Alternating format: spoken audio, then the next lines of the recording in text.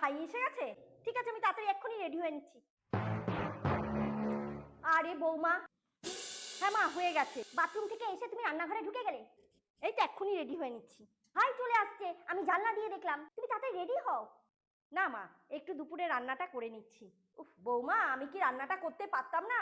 দুপুরে রান্না করতে আমি পারতাম না? আমি কি এতই অথর্ব হয়ে গেছি?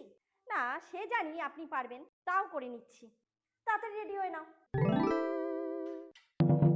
বৌমা বাপের বাড়ি যাচ্ছে, দুটো টাকা দিয়ে দিই, কখন কি লাগে দিয়ে দিই।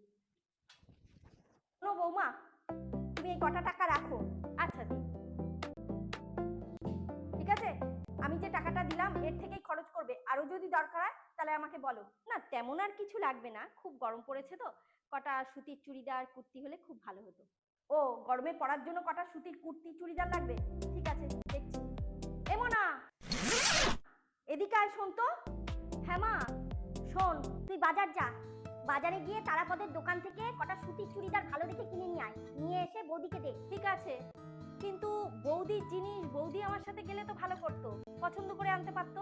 না বোন, তুমি যাও, তুমি যেটা পছন্দ করে নিয়ে আসবে সেটাই আমি পরে নেব। আর তারাপদকে বলবি যে আমি কাল সকালে গিয়ে আমি টাকাটা দিয়ে দেবো, বুঝলি? ভালো দেখে আনিস কিন্তু। ঠিক আছে। শোনো বৌমা, তুমি তো বাপের বাড়ি যাচ্ছ, আমি তোমাকে যে টাকাটা দিয়েছি ওই টাকা থেকে ভাই বোনদের জন্য জামা কাপড় কিনে নিয়ে যেও। আর যদি কম পড়ে বাবুর কাছে ফোন করে চেয়ে নিও। শোনো, তোমার এখন কিন্তু বিয়ে হয়ে গেছে, তুমি কিন্তু বাপের বাড়ি থেকে হাত পাতবে না, তাহলে কিন্তু খুব খারাপ দেখায়। কিন্তু মা, আপনি এটা ভাবেন, কিন্তু সবাই এইভাবে ভাবে।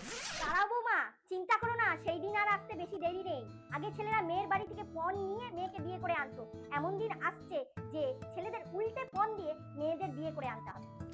হ্যাঁ মা, আপনার মতো সবাই না, এমন অনেক শ্বশুর বাড়ি আছে যারা বৌমাদের বলে আজ এটা নিয়ে আসো, কালকে এটা নিয়ে আসো, আর না আনতে পারলেই তাদের উপর টর্চার করা হয়। আর আপনি তো সবসময় আমাকে দেন, আমার কাছ থেকে নেন না, উপরন্ত দেন।